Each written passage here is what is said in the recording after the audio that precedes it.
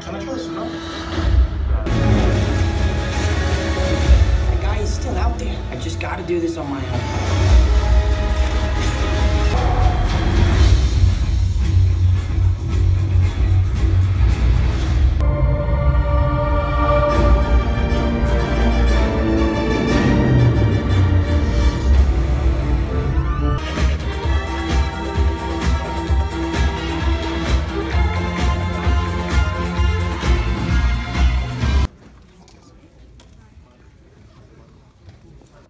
Alright guys, so I watched the sequel to my favorite movie of 2014, Guardians of the Galaxy Volume 2.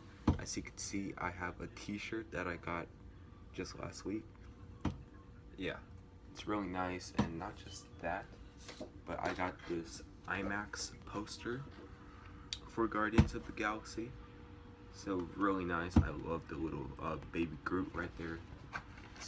It's huge. Like, wow. And I had to watch this movie twice. Of course, my first time I watched it in opening weekend in IMAX 3D, and then I had to watch it again the following week after. That's another reason why this review is kind of late, because I wanted to watch it again to confirm my thoughts on this film. And the second time I watched it in the Dolby Cinema at AMC Prime. So I watched it twice, and my opinions have changed a lot from the second viewing, but let's get on to my review. Basically what happens in this movie is that in the beginning of the movie, basically Rocket steals these batteries from these people, and these people are chasing after them, and of course the Guardians are now really wanted. But of course Peter runs into his father, Ego, who is now showing him his planet, since he's Ego, the living planet, and they're showing him around while these other people are still looking for the Guardians of the Galaxy. And guys, I had the time of my life watching Guardians of the Galaxy Volume 2. Not only was it my most anticipated movie of 2017, but I think it's one of the best, not just of the year, but of the MCU and of the comic book genre. Similar to Logan, which came out earlier this year, this movie is very character driven. We really get into very in-depth details into basically Star-Lord's past with his parents, and not only that, we actually get a little bit more emotion with Yondu and Peter Quill, and it's like it just goes so much like deep inside. It's like it's very in-depth and very specific, and James Gunn, the director, he just does such a fantastic job capturing these characters. Everyone from the first film does a really good job, like they all did in the first film. Everyone that returned to the sequel, at least. Chris Pratt, Zoe Saldana, Bradley Cooper as Rocket, Vin Diesel as Baby Groot. He does the motion capture and the voice, and it's just really nice to watch. Not sure if I mentioned Dave Bautista as Drax, and he's really funny in this movie. His humor is, it's like top notch in this movie.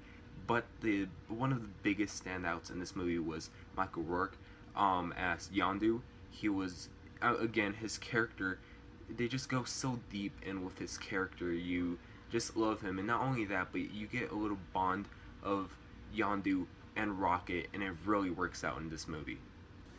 I forgot to mention Nebula, who is much more of a likable character than she was in the first one. Obviously, because in the first one she was more of a villain. Here she's more kind of like neutral, and her character really works. Like, her character really works out in this movie, not only because they put her next to Gamora, and it really has, like, again, this backstory with them to get together, and it just really changes these like emotions. And it's, again, James Gunn, thank you for this. And of course, along with the new characters, Kurt Russell, I was very curious to see him, especially before they actually revealed his character in the trailer. I actually thought that they were going to put Kurt Russell's face on a planet and just like make him talk, but no. They did something really unique. They made him a human, and he has his own planet, and just they do such a really good job explaining that in the movie. And Kurt Russell, he nails it. He nails every second he's on screen. You believe He is Peter Quill's father, and it's just very heartwarming to see him in this movie as well. Mantis is in this movie as well, played by an actress who I can't really say her name much, but she's there and she's really important to the storyline, and I'm just glad they put her in this movie. And yeah, Sylvester Stallone is in this movie, and I don't want to give much away about his role in this film, but he has a very important role as well. The writing in this movie is top notch. Like, I don't know whether it's just like how they put it together. Dialogue really works for this film, and same for the humor. The humor, I'm just going to say this, and this is a comic book film. This is the funniest movie I've seen all year, and like, I don't think that there's going to be one comedy this year that's going to be funnier than Guardians of the Galaxy Volume 2. This movie's just so funny. There are a few jokes, for example, a turd joke where like, they could have done much better with that joke, but that's only about 3 to 4 jokes in this movie that are like that, and you can't really let jokes like that ruin the movie for you. And the soundtrack, once again, it's really good. I still like the first one better because I know more of the songs in the first album, but the soundtrack really works in this film, and it's more of the less hip-hop music that they used in the first film, and it's a little bit more classical, I'd say, but it still really works, and it's definitely growing on me as the time goes by. One flaw that I had with this movie when I watched it the first time is that I felt like they were explaining way too much, to a point where they didn't really let you process what was going on. So for example, they'd like explain something, and then like 2 minutes later you're still processing that one thing in your head, and they try to explain something else, and it just starts to feel like they're putting way too much information quickly in your mind. But that was the first time, and once I watched it carefully the second time to make sure that flaw still bothers me the second time around, it really didn't. Everything moved smoothly, and that was really the only flaw I had with it watching my first time. And watching it my second time, I really had no problems with this movie.